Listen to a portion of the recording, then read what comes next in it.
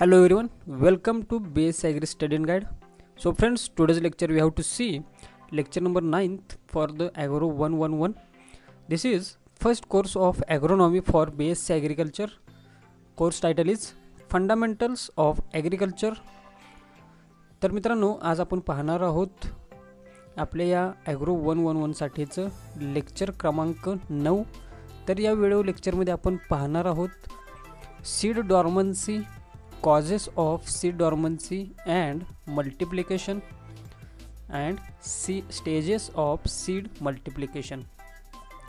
तर मित्रांनो, तुम्ही जर या चॅनलवर जर नवीन असाल तर आपल्या base agri study and guide YouTube channel subscribe करायला विसरू नका. त्याचबरोबर तुमच्या मित्रांपर्यंत शेअर करायला विसरू नका. तर आपण पाहूयात सीड डॉर्मन्सीबद्दल. Okay, let's see here seed dormancy. तर आपल्याला पहिल्यांदा पाहायचे आहे सीड डॉर्मन्सीची definition. Let's see. It is an internal condition of viable seed which does not allow its actual germination although suitable temperature, moisture and aeration etc. are provided. म्हणजे seed डॉर्मन्सी म्हणजे एखाद्या सीडची अशी स्टेज की ते जर्मिनेशन होत नाही किंवा उगवून येत नाही जर त्या सीडला सुटेबल टेम्परेचर, मॉइश्चर आणि एअर हे मिळालं नाही तर. म्हणजेच आपण त्या सीडची सुप्तावस्था असेही म्हणू शकतो. म्हणजे पहा, पेरल्यानंतर थोडक्यामध्ये मराठीत तुम्ही म्हणू शकताय झोपलेलं सीड की ज्याला जाग करण्यासाठी सुटेबल टेम्परेचर पाहिजे, त्याचबरोबर मॉइश्चर पाहिजे आणि एरिएशन पाहिजे, तरच ते जागं होईल आणि त्याच्यापासून आपल्याला पीक येईल किंवा रोप तयार होईल त्याचं. तर सीड डॉर्मन्सीचे कॉजेस काय असतात पहा, की जेणेकरून आपलं सीड जे आहे ते उगवून काय येत नाही. तर first is the inadequate supply of oxygen due to poor soil aeration. तर त्या सीडला एरिएशन होत नाही किंवा त्याचा ऑक्सिजन सप्लाय त्याला होत नाही पुरेशा प्रमाणात, बिकॉज सॉईल एरिएशन हे पुअर असतं त्या सॉईलमध्ये. असं सॉईल एरिएशन कुठल्या सॉईलमध्ये पुअर असेल पहा, की ज्यामध्ये कायम पाणी साचून राहिलेलं असेल. त्याचप्रमाणे ज्या सॉईलमध्ये मायक्रोपोर्स आणि मॅक्रोपोर्स हे उपलब्धच नसतात, अशा सॉईलमध्ये इनॲडिक्वेट सप्लाय ऑफ ऑक्सिजन हा होऊ शकतो. त्यानंतर second is excess or deficiency of moisture in soil. म्हणजेच पहा, जर एखाद्या सॉईलमध्ये जास्त पाणी असेल किंवा एखाद्या सॉईलमध्ये पाण्याची कमतरता असेल तर सीड डॉर्मन्सी होऊ शकते. Third, soil lower or higher soil temperature than the requirement of crop. जर आपल्या क्रॉपला त्याच्या गरजेपेक्षा कमी किंवा जास्त सॉईल टेम्परेचर मिळालं तरीही सॉईल सीड डॉर्मन्सी होऊ शकतं. Now fourth, attack of insects, pests, diseases and birds on seed or newly emerging seedlings. तर यामध्ये काय आहे पहा, जर आपण जे सीड पेरलेलं असेल ते इन्सेक्ट, पेस्ट किंवा डिसीजेस किंवा बर्ड्स यांनी अटॅक केलेलं असेल, किंवा जेव्हा ते अंकुर, त्याचं बीजाचा अंकुर जेव्हा सीडलिंग्स बाहेर येत असेल तेव्हा बर्ड्सनी त्याच्यावरती अटॅक केला असेल किंवा त्या बर्ड्सनी ते खाल्लं असेल, तरीही आपल्याला सीड डॉर्मन्सी दिसून मिळते. Now fifth, more or less depth of sowing than optimum depth of sowing. आता तुम्हाला माहितीच असेल पहा, त्या बियाणाच्या साईजनुसार आपण ऑप्टिमम डेप्थ ठरवतो. जर का ती डेप्थ मोर झाली किंवा लेस झाली तरीही सीड डॉर्मन्सी उद्भवू शकते. Now sixth, rough or poor seed bed preparation. जर आपण जो सीड बेड तयार केलेला आहे पेरण्यासाठी तो रफ असेल किंवा पुअर असेल, त्या सीडसाठी ऑप्टिमम नसेल तरीही सीड डॉर्मन्सी आपल्याला दिसून येऊ शकते. 7th 40 सीड्समध्ये पहा, seeds with poor germination, diseased seed, damaged seed etcetera.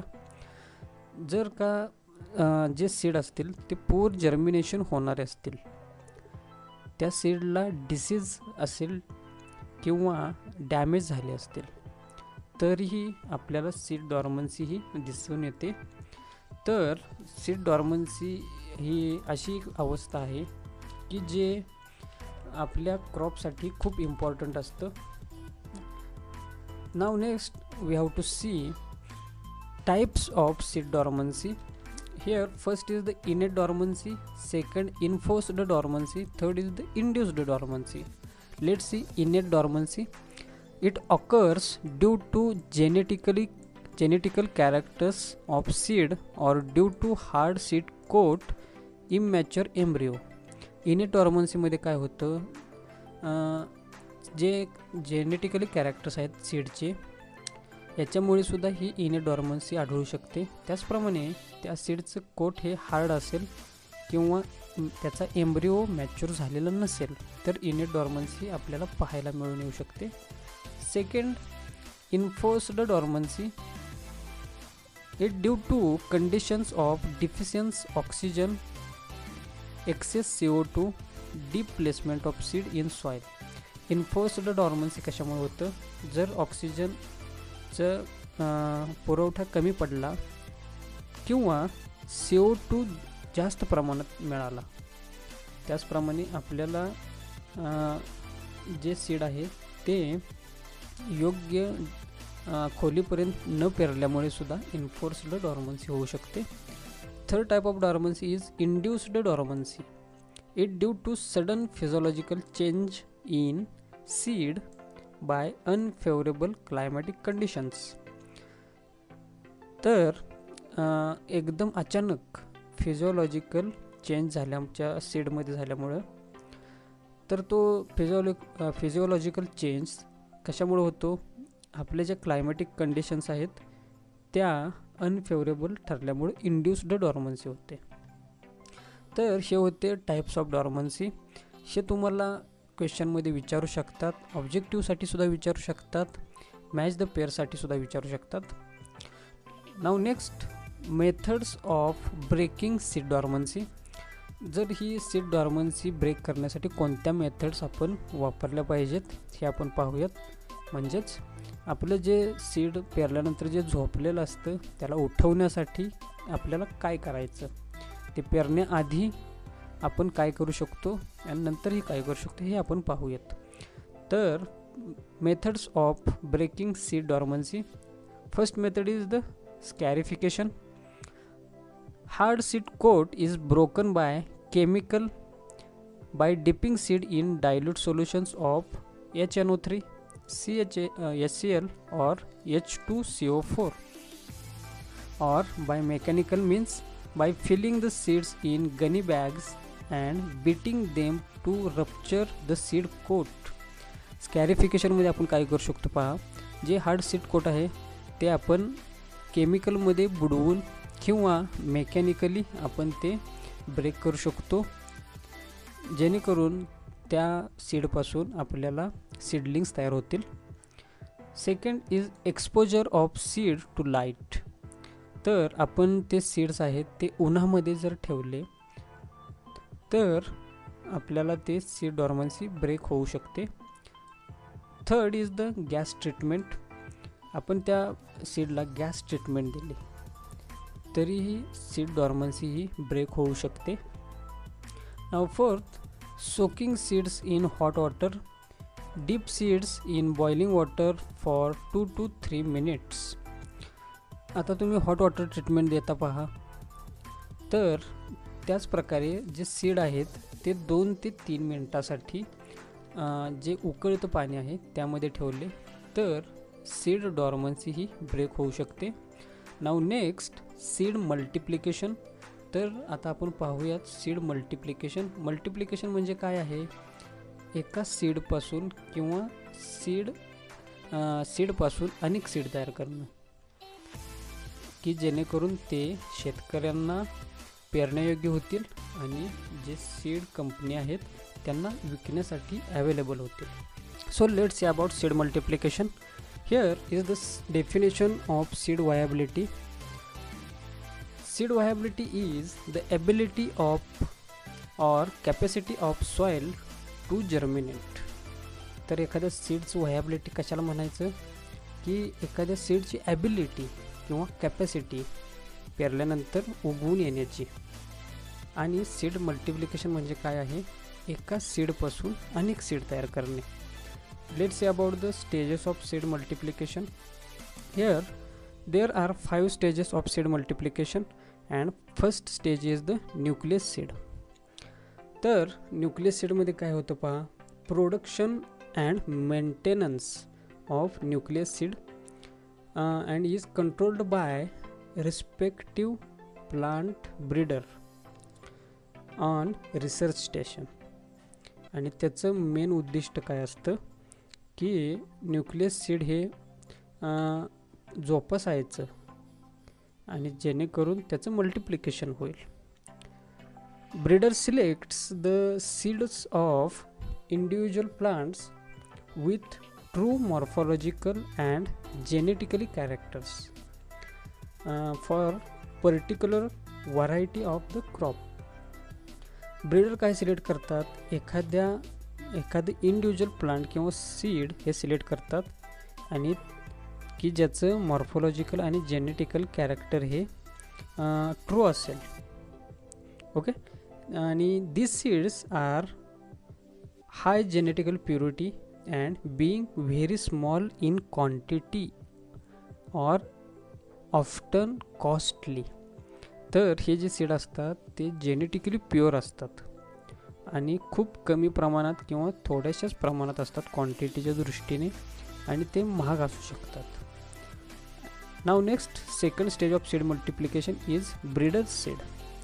तर ब्रीडर सीडमध्ये काय होतं पहा, जे न्यूक्लियस सीड आहेत त्याच्यापासून मल्टिप्लिकेशन करून ब्रीडर सीड तयार केले जातात. Okay. Nucleus seed is the further multiplied bye breeder seed at respective research station and if required another station or farms or agricultural colleges farm. तर त्याचं मल्टिप्लिकेशन केलं, nucleus सीडचं multiplication केलं जातं आणि जे मल्टिप्लाय केलेले सीड आहेत त्यांना ब्रीडर सीड म्हणतात. आणि ते मल्टिप्लिकेशन एखाद्या रिसर्च स्टेशनवरती होऊ शकतं, दुसऱ्या कोणत्याही रिसर्च स्टेशनसुद्धा तेथे होऊ शकतं. त्याचप्रमाणे जे ॲग्रिकल्चरचे जे कॉलेजेस आहेत त्यांच्या फार्मवरसुद्धा हे होऊ शकतं. आणि याच्यासाठी स्ट्रिक्ट सुपरविजन हे गरजेचं असतं. आणि जेव्हा आपलं क्रॉप हे स्टँडिंग असतं तेव्हा त्याचं इन्स्पेक्शन टाईम टू टाईम हे आपल्याला पाहावं लागतं. आणि क्रॉस फर्टिलायझेशन हे अवॉइड करावं लागतात. त्याचप्रमाणे जे बाकीचे जे सीड आहेत त्याचं फिजिकल मिक्सचर होऊ नये यासाठी सुद्धा काळजी घ्यावी लागते. Now next is the third foundation seed. So breeder seed is further multiplied on research stations, agricultural farms to foundation seed. म्हणजेच जे ब्रीडर सीड तयार केलेले आहेत ते पेरल्यानंतर जे सीड तयार होतील ते foundation seed. Okay. Seed are multiplied under strict supervision and standing crop. त्याचप्रमाणे यामध्ये सुद्धा आपल्याला इन्स्पेक्शन गरजेचं असतं. Okay. Now next stage is the certified seed. In this certified seed it is the further multiplied by foundation seeds. म्हणजेच foundation seeds पेरल्यानंतर जे होतात ते सर्टिफाईड सीड असतात. Okay. Foundation seed or registered seed is further multiple on farms of B class registered growers under the guidance and supervision of seed certification staff. यामध्ये काय care घ्यावं लागेल, काय काळजी घ्यावी लागेल, to remove the air of types diseases and pest affected plants and weeds यांची त्या क्रॉपला धोका होणार नाही याची काळजी घ्यावी लागेल. Okay, now next is the truthful seed. यामध्ये काय होईल पहा, जे सर्टिफाईड सीड असतील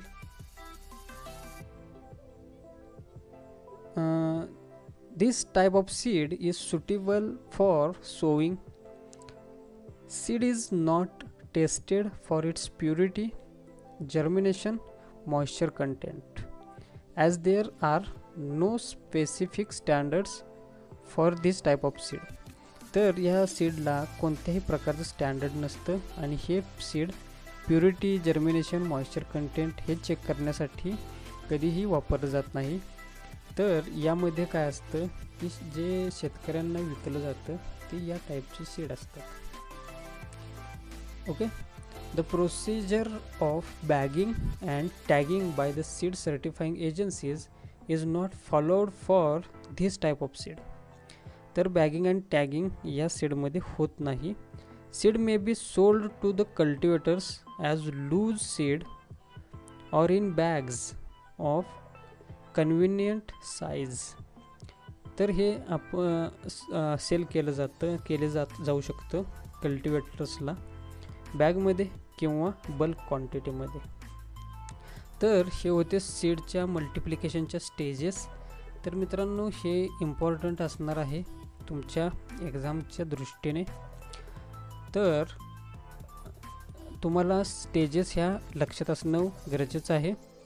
तर यामध्ये बघा, पहिली स्टेज असते ती न्यूक्लियस सीड, तुम्ही असं प्रकार लक्षात ठेवू शकता.